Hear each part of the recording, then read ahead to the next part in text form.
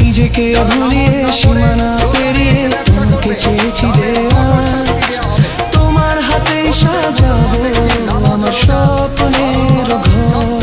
আমি তোমার প্রেমে পড়ে দুনিয়া ভুলে গেছি, তোমার ওই মায়াবী হাসি আমি দেখতে ভালোবাসি।